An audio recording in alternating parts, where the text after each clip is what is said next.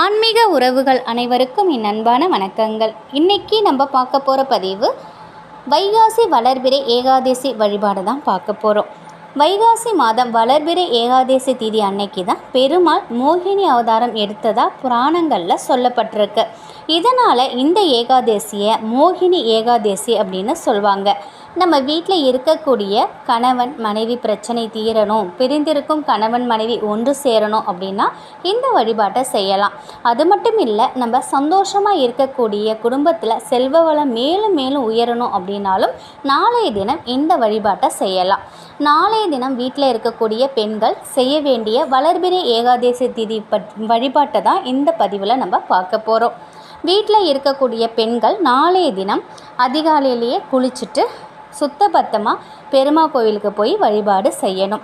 கணவன் மனைவி பிள்ளைகள் இப்படி எல்லாருமே குடும்பத்தோடு போய் தாயாரையும் பெருமாளையும் வழிபாடு செய்து நம்ம வீட்டுக்கு திரும்புறது ரொம்ப ரொம்ப நல்லது. பெருமாள் கோவிலில் கொடுக்கக்கூடிய துளசி இலைகளை எடுத்துகிட்டு வந்து நம்ம பீரோவில் வச்சோம் அப்படின்னாக்கா நிச்சயமாக நம் வீட்டில் மிகப்பெரிய அளவில் செல்வ செழிப்பு ஏற்படும். பெருமாள் கோயிலில் கொடுக்கக்கூடிய துளசி இலைகளை பீரோவில் மட்டும் இல்லைங்க, நகை வைக்கும் பெட்டியிலையுமே நம்ம வைக்கலாம். இதனால் நம்ம குடும்பத்தில் செல்வ செழிப்பு அதிகரிக்கும். நம்ம வீட்டில் துளசி செடி இருந்துச்சு அப்படின்னாக்கா நாளைய தினம் தண்ணீர் ஊற்றி அபிஷேகம் செய்து மஞ்சள் குங்குமம் போட்டு வச்சு அந்த துளசி செடிக்கு மாக்கோலம் போட்டு விளக்கேற்றி நம்ம கணவன் மனைவி தம்பதியராக நமஸ்காரம் செய்து துளசி மாதாவின் ஆசிர்வாதத்தை நம்ம பெற்றுக்கலாம்.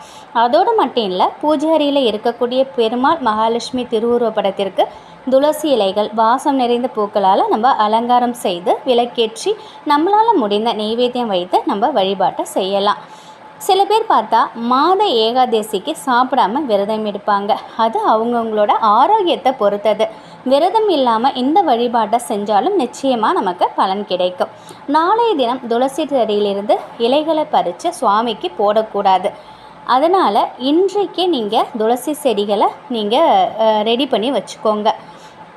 அது மட்டும் இல்லைங்க, சில பேர் வீடுகளில் துளசி செடி இருக்காது. ஒரு துளசி செடி நாளைய தினம் வாங்கி வச்சு வழிபாடு செய்கிறது மிக மிக சிறப்பானது. நம்முடைய மனதில் நாளைய தினம் துளசி செடியை தொடக்கூடாது அப்படின்னு நினச்சிங்கன்னா இன்றைய நாளில் கூட நம்ம துளசி செடியை வாங்கி நட்டு அதுக்கு நம்ம பூஜை செய்யலாம். கண்டிப்பாக நாளைய தினமும் துளசி செடி வச்சு வீட்டில் பூஜை செய்கிறதுங்கிறது ரொம்ப ரொம்ப விசேஷமானதாக சொல்லப்படுது.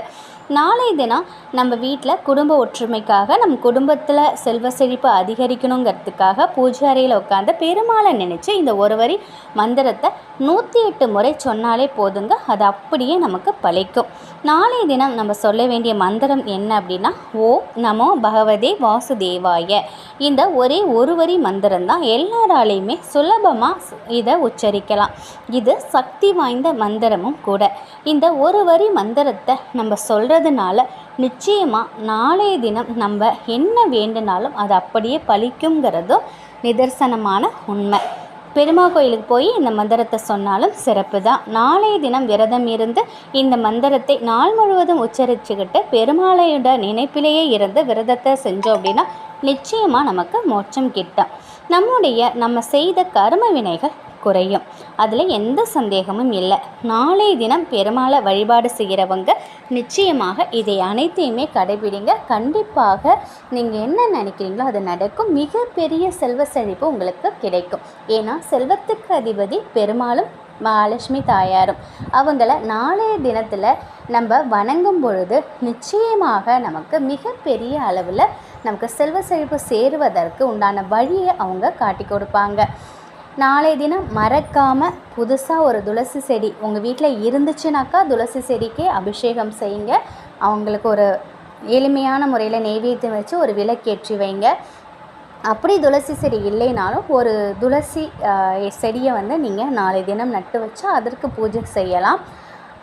மறக்காமல் நீங்கள் துளசி இலைகள் கொண்டு நீங்கள் மாலை போடுறந்தாலும் பெருமாளுக்கு மாலை போடுறந்தாலும் சரி, நீங்கள் அர்ச்சனை செய்யறதுக்கு துளசி இலை பறித்தாலும் இன்றைய தினமே நீங்கள் பறிச்சிடுங்க. நாளைய தினம் பறிக்காதீங்க. இந்த ஒரு வரி மந்திரம் இருக்குது பார்த்தீங்களா, ஓம் நமோ பகவதே வாசுதேவாய. இந்த மந்திரத்தை 108 முறை கண்டிப்பாக சொல்லுங்கள். உங்களுடைய வேண்டுதல் நிச்சயமாக அப்படியே பலிக்கும். முழு நம்பிக்கையோடு இதை செய்து பாருங்கள், முழு பலன் கிடைக்கும். இந்த ஒரு தகவல் உங்களுக்கு பயனுள்ளதாக இருக்கும் அப்படின்னு நம்புகிறேன். மகாலட்சுமி தாயாரின் அருளில் எப்பொழுதும் உங்கள் வீட்டில் செல்வ செழிப்பும் ஆரோக்கியமும் மகிழ்ச்சியும் நிலைத்திருக்கட்டும். நன்றி.